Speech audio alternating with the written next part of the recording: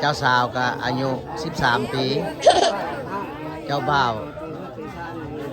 อายุจักปีเจ้าบ่าว10จักปี17คือว่างานนี้ก็เป็นงานแบบกระทันหันมันเป็นอะไรอยากถามเบิ่งก่อนว่าเป็นอะไรคือกระทันหันแห้งแท้บ่อันนี้ก็แม่นพ่อเจ้าสาวพ่อเจ้าบ่าวพ่อเจ้าบ่าวคือว่าอยู่บ้านโพนนาดีเมืองมหาไซแขวงขมวดเนาะอันนี้ก็แม่นพ่อเจ้าสาวอยู่บ้านนาทานเมืองมหาไซแขวงขมวดลูกหลานไปเหตุร้ายเหตุการณ์เมื่อคืดในใดไม่ได้อดบ่อดอยู่น้อยนึงอดอยู่เนาะแต่ว่าสว่างไรอยู่นี่มันสิแล้วเด้ตอนเริ่มงานแล้วอดมันบ่อดลูกหลานพ่อแม่นแหละอยู่ไปแบบกระทันหันเลยเนาะกระทันหันเลยนะบ่ตั้งเลยบ่ตั้งโตเลยเดี๋ยวอดแหละ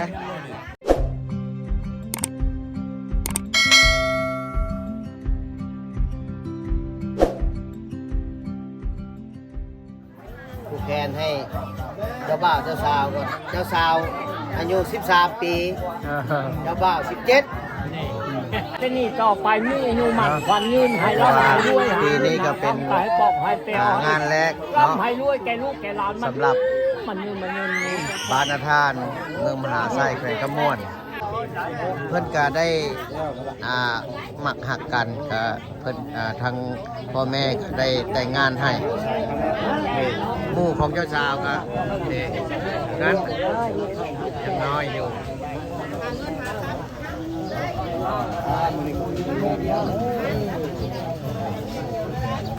นี่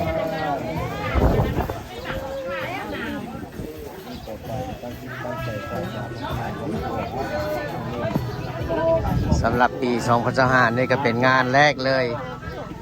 งานแรกแฮกมันก็แม่นนะไอ้บ่าวบ้านยังนะบ้านโพนาดีเชื่อว่าบ่าวบ้านโพนาดีเมืองยมราชเป็นบอกเมืองยมราชเนาะเมืองยังเจ้าอยู่บ้านโพนาดีเมืองมหาไซ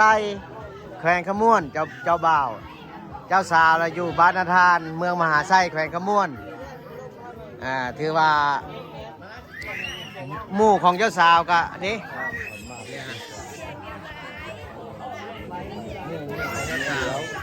ได้ใหญ่เลยเนาะ13 ปี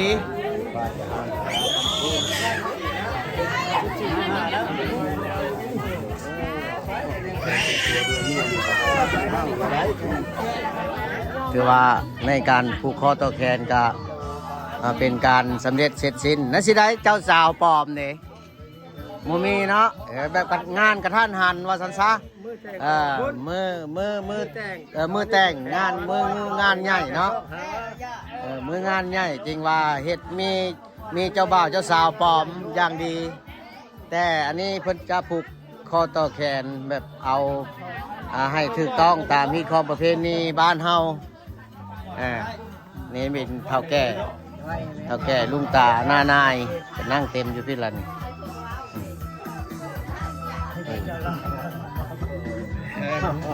ใช่ลามโอ้ผู้นี้บ่โอ้ลามสำซะอันนี้ก็ถือว่าเป็นพ่อผู้ที่สองของเจ้าสาวเจ้าบ่าวเนาะเถื่อมีอย่างก็แม่นให้ทางลาบนี่บอกรถเถื่อโบจบโบงามมองใดแม่นเป็นพอลาบนี่เป็นผู้บอกว่าสันซะฮิตคอประเพณีของลาวเฮาก็ถือว่าเป็นแบบนี้เนาะมีพอลาบแม่ลามมีอันเหม็นถือว่าบ่ถูกต้องยังแม่นพอลามเป็นผู้เว้าผู้ว่าเป็นผู้บอกผู้สอนเด้ยังไปแล้วอยู่เนาะพายผู้แคนนี่เด้จ้ะพายผู้แคนนี่ยังโมทันมัด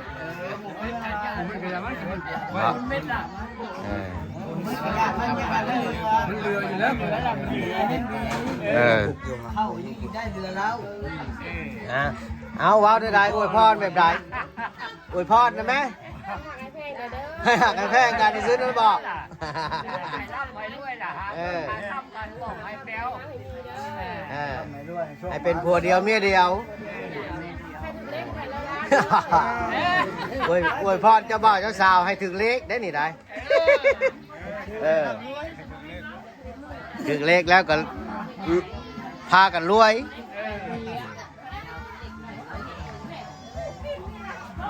คือว่าปกตินี่มีไก่เนาะใส่นี่ผมอันนี้เป็นหมูเอาหมูถือว่าฮีทคองเพิ่นถือว่าเข้าพร้อมหัวหมูแม่นเอาหมู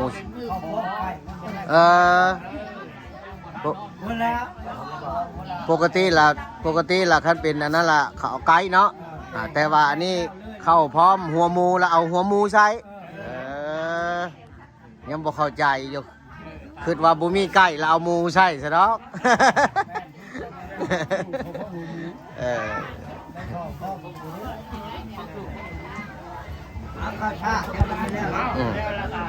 เอาเจ้าบ่าวชื่อในใดก็ฮะบุญหลายสุพ่อจะได้มาฮอตบ้านท่านชื่อบุญหลาย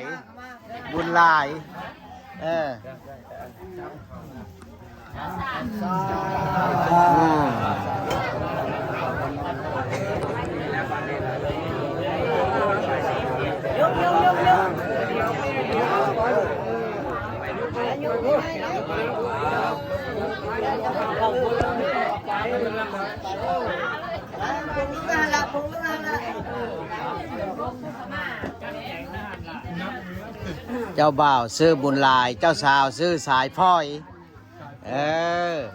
บุญหลายสายพ้อยลงกันขนาดโอ้ตัว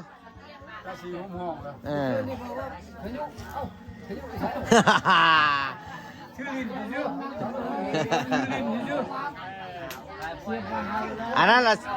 ละซื้อเด็กน้อยเขายอกกันเพิ่นผู้นี้เลยมักกินหนูขยุผู้นี้ฮะแต่ตอนยังน้อยมากินหนูขยุเขาเลยขยุแบบนี้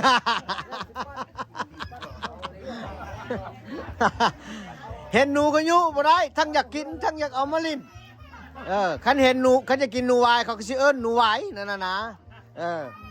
อยากกินหนูขยุแบบนี้แหละเขาเลยอีหยุที่แท้ซื้อเพิ่นกับนางสาวพลอยนางสาวพลอยพันธุ์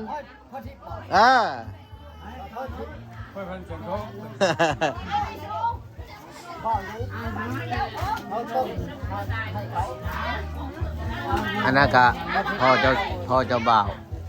อันนี้เป็นเฒ่าแก่ลุงตาหน้านายทางบ้านทางนาทานเนาะทางภายยิ่งถือว่าภายซ้ายนี่มาเท่าพ่อเนาะถือว่ามาเท่าพ่อผู้เดียวภายซ้ายเพิ่นเป็น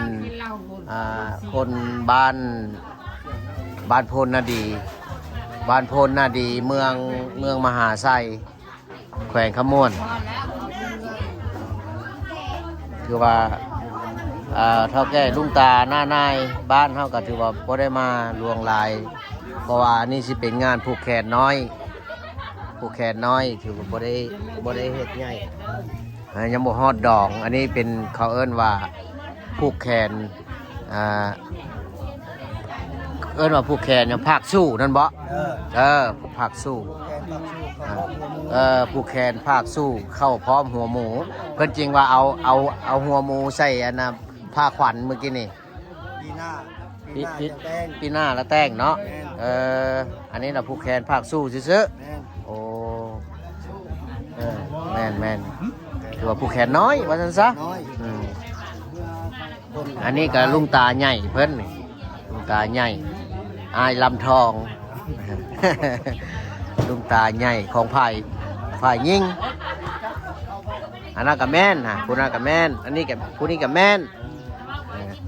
เดี๋ยวแม่นหมดล่ะนั่งฉลอนฉแลนอยู่นี่แต่ว่าผู้ใหญ่ผู้น้อยผู้นี้ผู้น้อยหักใหญ่อันนี้กับผู้เนาะผู้เรืองๆนี่กันใหญ่นี่กัน ผู้เรืองทองนี่ ใหญ่หลายปี มาเบิ่งแม่ครัว แม่ครัวเพิ่นกำลังแต่งอยู่แต่งกิน บ่เถอะ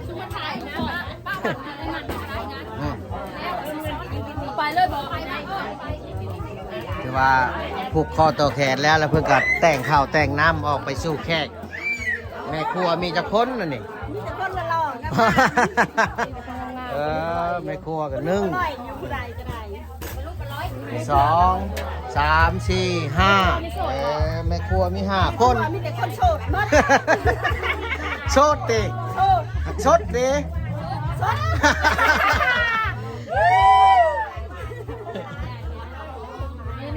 เดหมู่เจ้าสาวนี่หมู่เจ้าสาวนี่เดมื้อใดจังแต่ง โอ้ยยังบ่ฮู้ได้ ยังบ่ฮู้เนาะโอ้บ่ได้ฮู้มือฮู้ยามเลยติ บ่แล้ว โอ้ผู้นี้เด้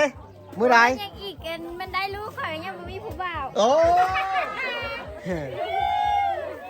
ยังบ่มีผู้บ่าวอยู่เพื่อหมู่เพิ่นได้ลูกอีกเพิ่นยังบ่มีผู้บ่าวเพิ่นความหมายเพิ่นว่าเดี๋ยวนั้น ถือว่ายังดน ไปยิ้มเลย คือว่างานนี้ก็เป็นงานแบบกระทันหัน มันเป็นอะไรอยากถามเบิ่งก่อนว่า เป็นอะไรคือกระทันหันแห้งใช่บ่ฮะล่มกันแต่ตอนใด กันโดนแล้ว ฮะ โดนแล้ว ล่มกันโดนแล้วเนาะ